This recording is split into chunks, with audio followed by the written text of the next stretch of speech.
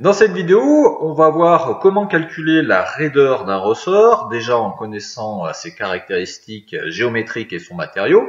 On va redémontrer la formule de la raideur du ressort. Alors vous pouvez passer rapidement cette partie si vous êtes allergique aux démonstrations, parce que la formule, elle est souvent donnée. Ensuite, en deuxième partie, on verra ce que c'est que la précharge d'un ressort et comment va se comporter un ressort quand il aura une précharge. Et enfin, en dernière partie, on va voir l'assemblage de ressorts, que ce soit l'assemblage en série ou l'assemblage en parallèle de ressorts. On verra comment déterminer un ressort qui aura un comportement équivalent à un montage de ressorts, ce qui nous permettra ensuite d'appliquer simplement tout ce que l'on va voir sur la précharge. Dans ce cours, on va étudier les ressorts dits hélicoïdaux, c'est-à-dire en forme d'hélice à diamètre constant. Donc, comment est constitué un ressort? Déjà, on va noter ce qu'on appelle le diamètre d'enroulement. C'est le diamètre pris au milieu des fils. Attention, c'est pas le diamètre à l'intérieur, c'est pas le diamètre à l'extérieur, c'est vraiment le diamètre pris au niveau de l'axe du fil.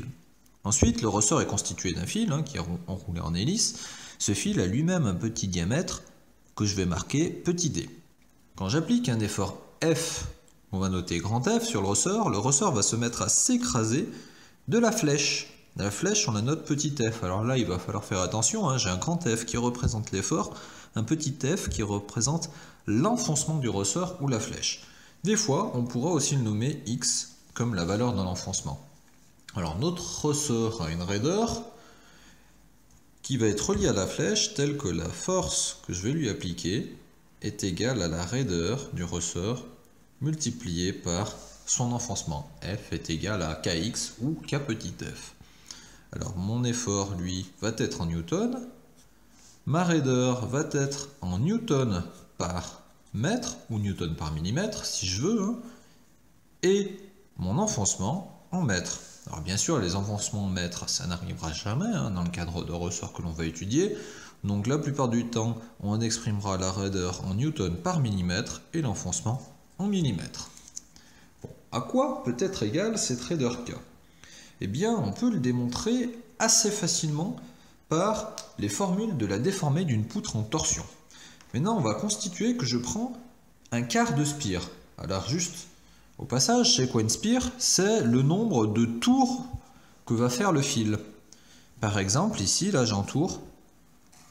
Ça fait une spire. Effectivement, je pars là, je fais un tour et je reviens à cet endroit-là, j'ai fait un tour complet.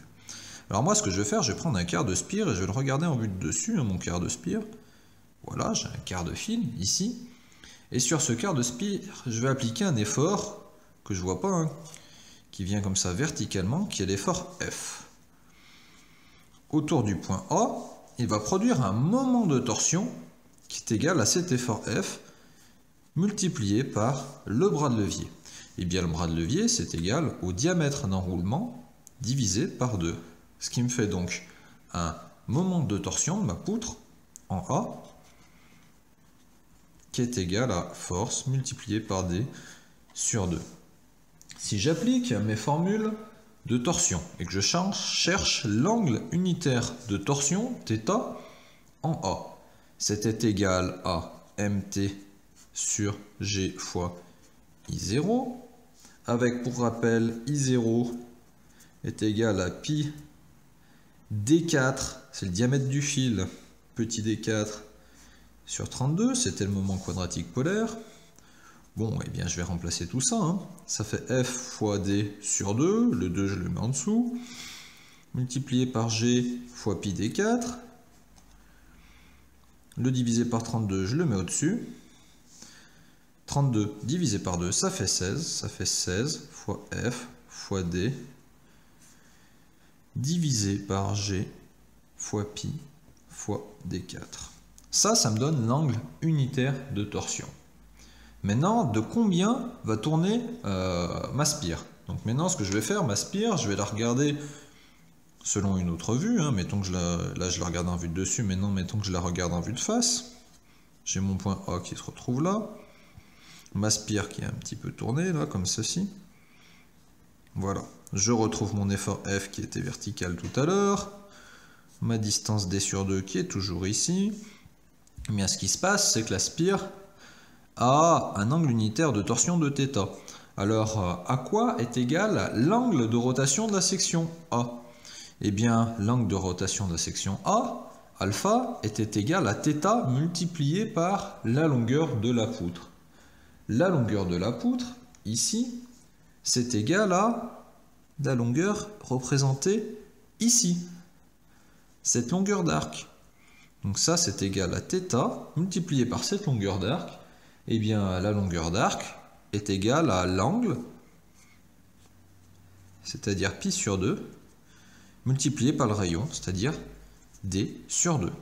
Donc je multiplie par la longueur d'arc, pi sur 2 multiplié par d sur 2, soit multiplié par pi d sur 4, ce qui me fait donc 16 sur 4, multiplié par f fois d au carré fois pi, g fois d puissance 4 fois pi.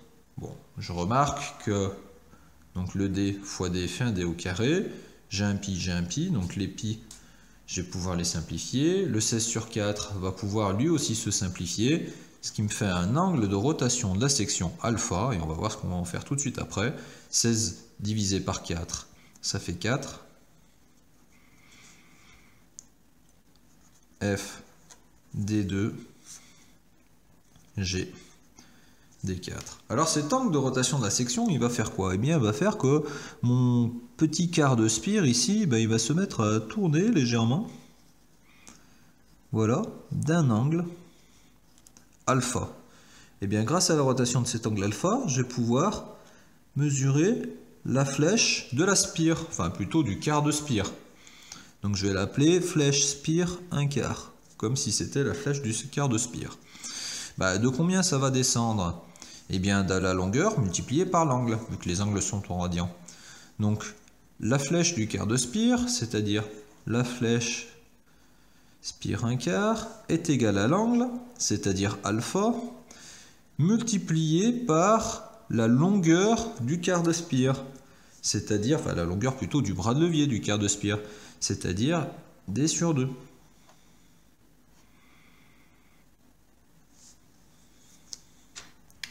Ce qui me donne, donc comme la flèche de mon quart de spire, est égal, si je multiplie ça par d sur 2, ça fait 4 divisé par 2, multiplié par f, multiplié par d2 fois d, donc ça fait du d3, j'ai d4.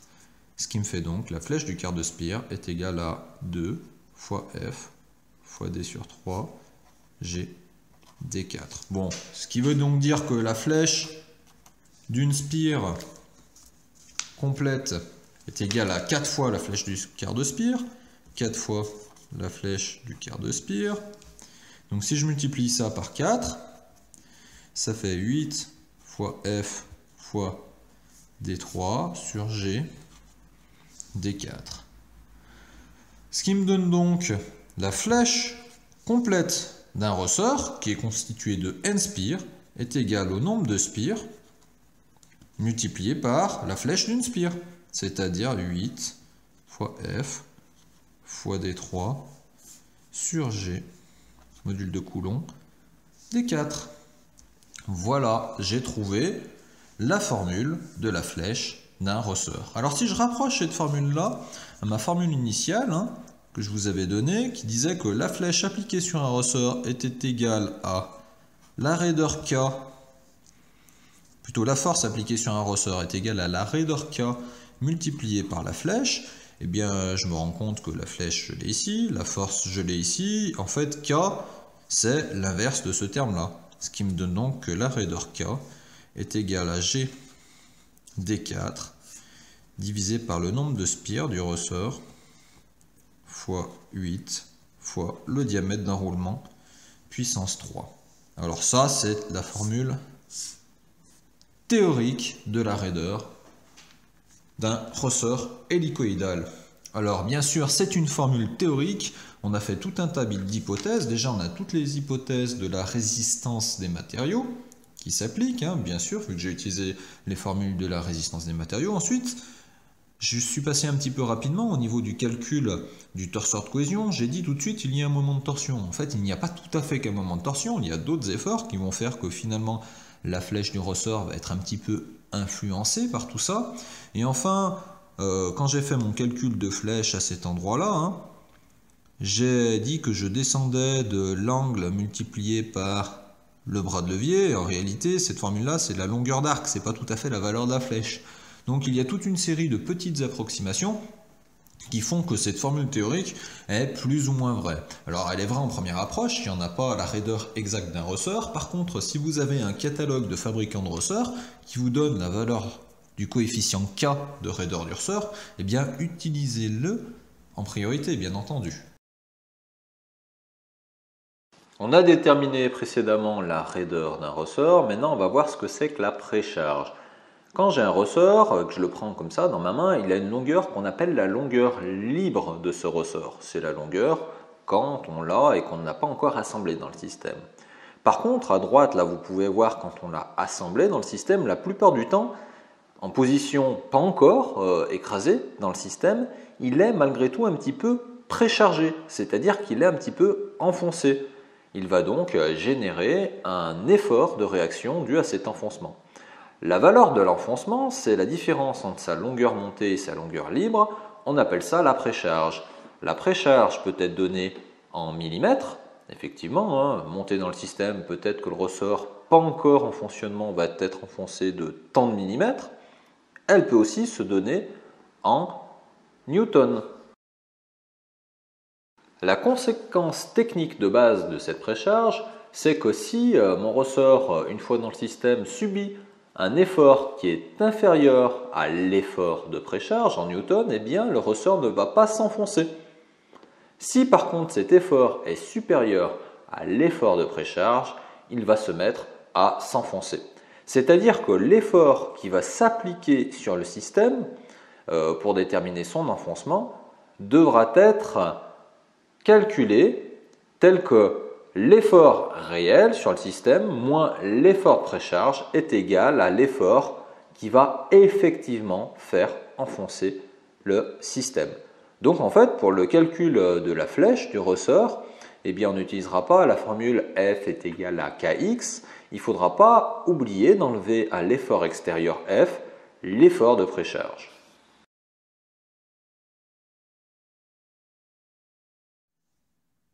Imaginons qu'on ait le système suivant constitué de deux ressorts montés l'un derrière l'autre. On dit que les ressorts ici sont en série, que j'applique un effort F.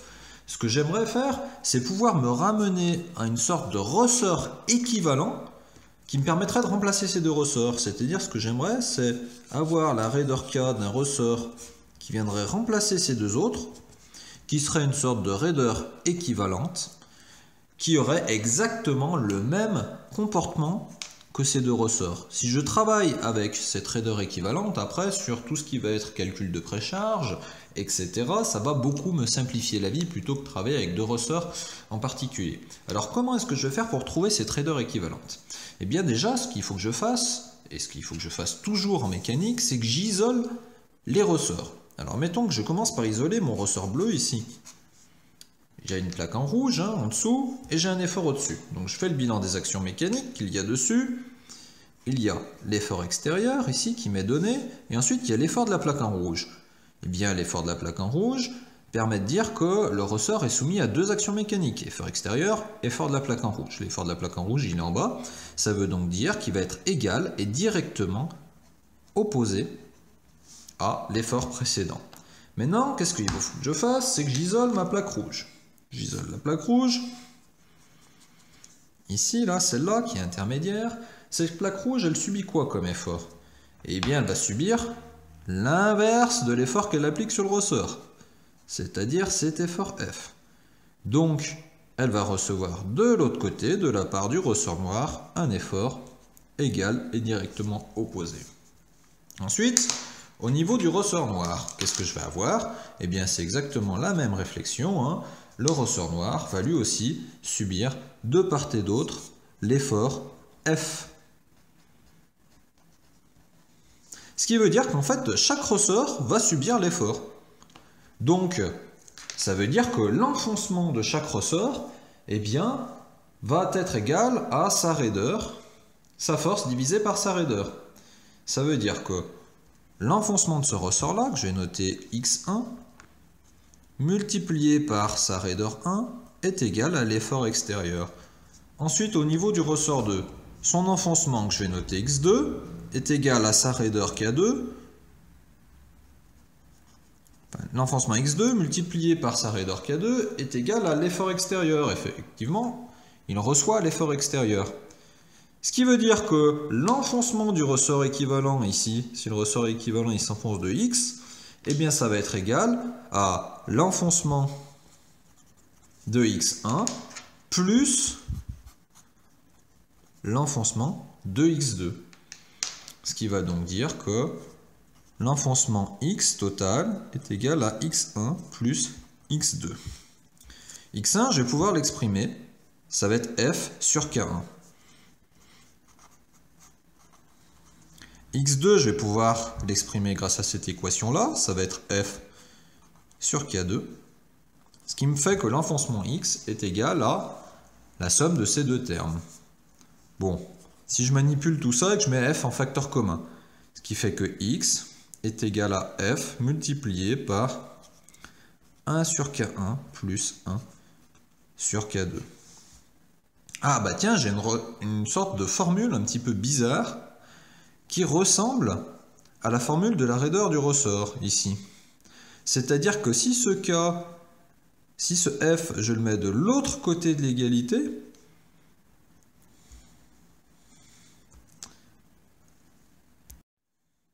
si je compare ça à la formule de la raideur du ressort, initialement, souvenez-vous, hein, ce que j'aimerais, c'est avoir le k équivalent multiplié par le x de mon ressort, qui est égal à f.